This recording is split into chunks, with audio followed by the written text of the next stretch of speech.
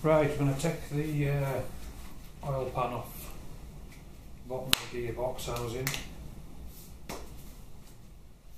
This is held on with 12 Allen head screws.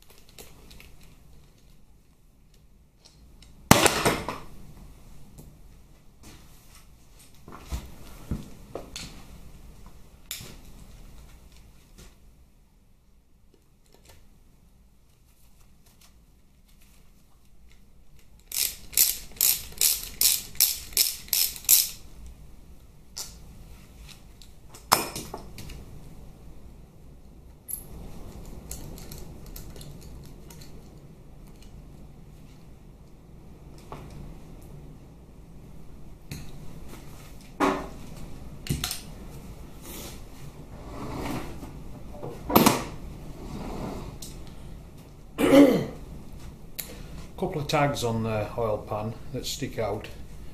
If you just give them a light tap, it just splits the whole pan off.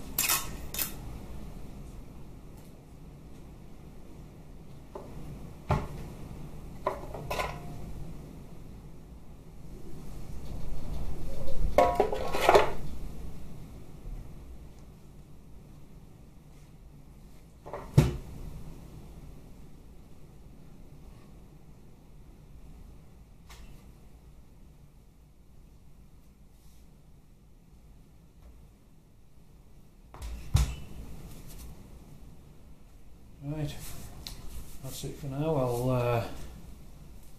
I'll get moved around, I'll get my press set up and we'll get some bearings out.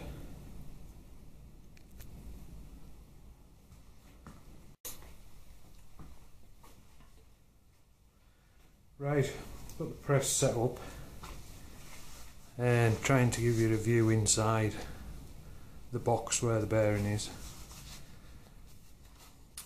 I've cleaned the back side of the box where all the crap was built up so that it sits level and doesn't rock. Centered it under the press.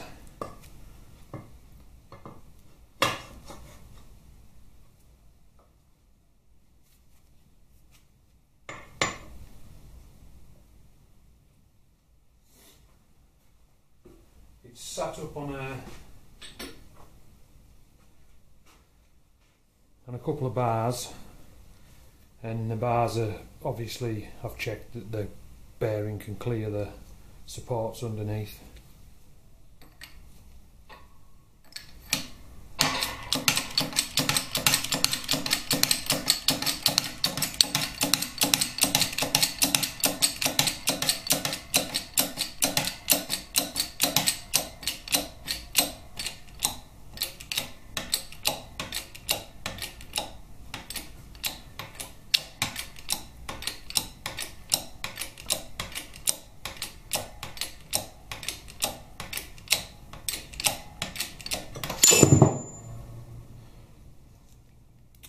And that's the bearing out.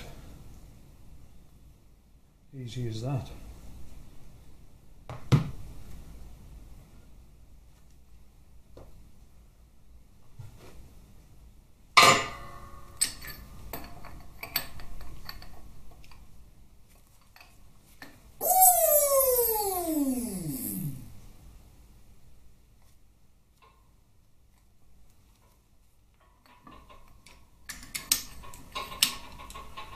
Right, I'll just stop you for now, set it up for the other side and push the countershaft bearing out.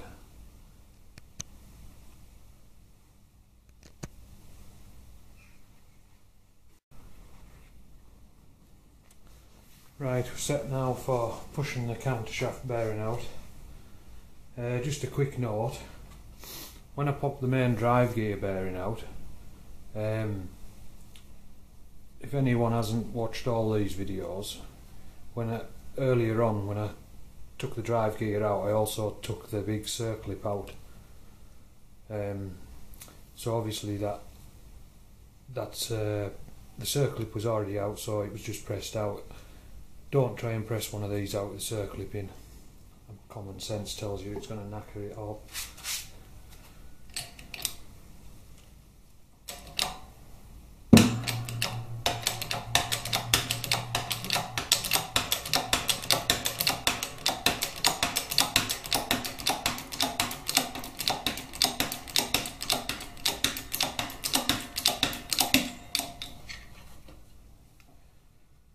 That's the countershaft bearing out.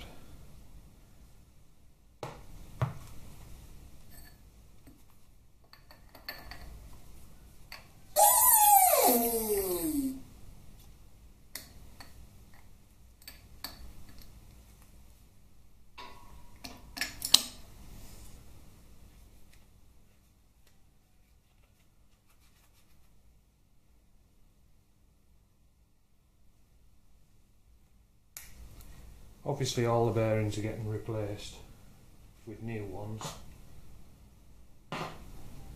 but it's still good practice to go steady. Be careful when you're using bits for pressing out that you've got the clearance, and don't catch the casing. If you score the casing, it's not good practice really.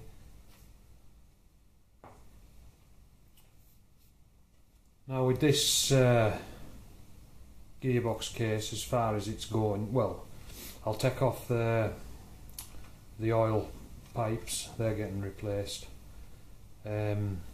Obviously the bits of screws out and stuff that's left in. I'll take this oil seal out and the shifter arm bush, and then it'll all get cleaned. Once it's all clean, I'll make another video showing the new bearings being pressed in. So that's it for now.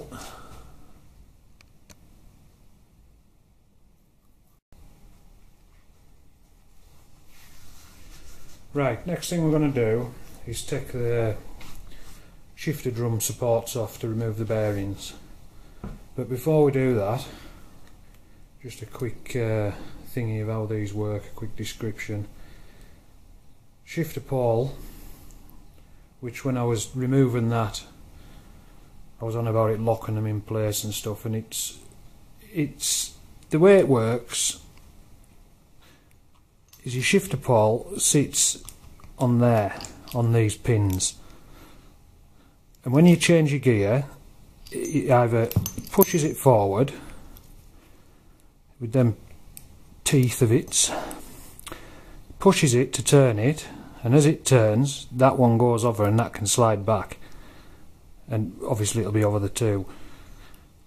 What locks the drum in place is the indent roller on this side. As you change gear, it locks in on that.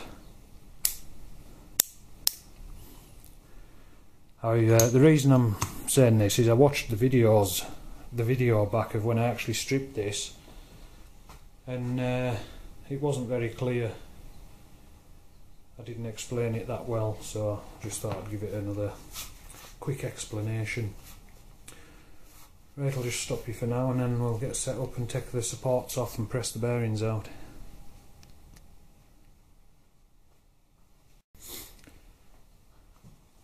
Right, what we're going to do now is take these ends off, this shifter drum supports. To do that, there's a circlip in here. Just obviously wanting to be a bit stiff. Like that.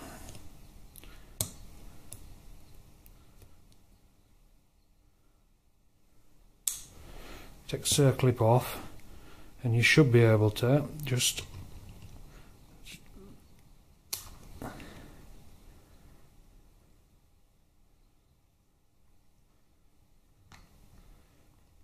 lift the bearing a little bit, the roller for the indent, and that's your shifter pattern. It's what that ball drops into every time you change gear. Or should I say the roller, every time you change gear, it locks your gear into position. So I'll just stick that there. On the other side, you've got like a little spiral ring, which is quite a pain in the rear to get out. But that's it. Makes a change, it come out quite simple. Once you've got it, just slowly pry it around.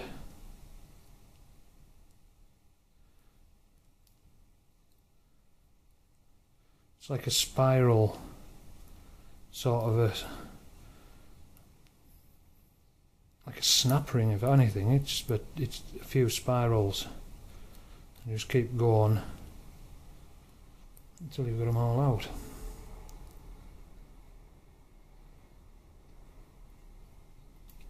That's it. It's just like a little spiral, flat spiral washery type thing. Just discard them and put new ones on, and then you should be able to just pull that side off. And again on this side, circlip, remove the circlip, and then basically we'll get it set up and we'll push the bearing out.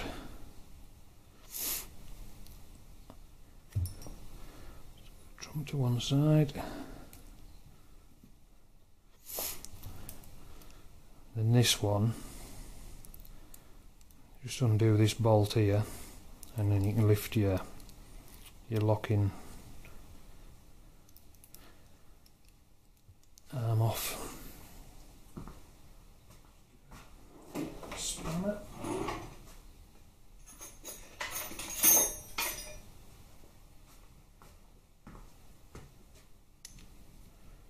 Wrong size.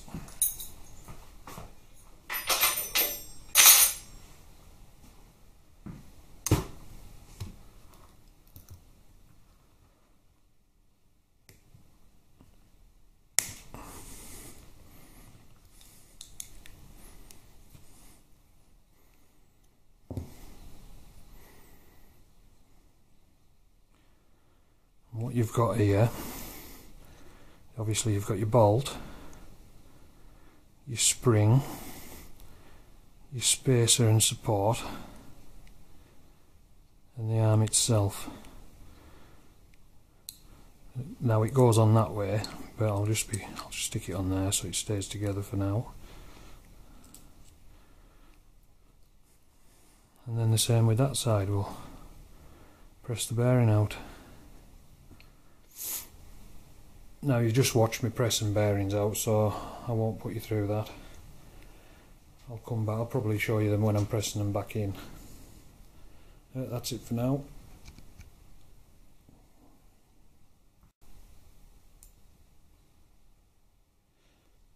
Right, I know I said I wasn't going to show you these bearings getting pressed out, but what I thought is not everybody's got a press. So an alternative way of getting bearings out is by heating the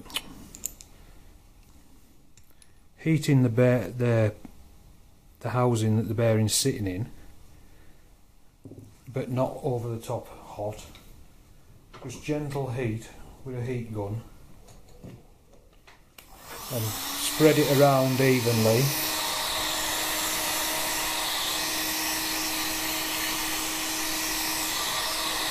And the bolt that's sitting against the bearing, just put a little bit of pressure on it.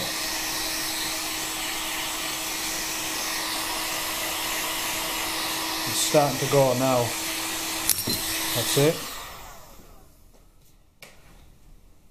And what happens is it just expands the housing very slightly, so that the bearing can just drop out. So if you don't have a press, you can do it that way, but don't go over the top. You don't want that glowing yellow. Well, it wouldn't glow yellow, it'd just melt. But you don't need excessive heat. But you've got to spread it equally. Don't just concentrate on one area, because you could end up cracking it. That's the bearings out. One pressed and one heated.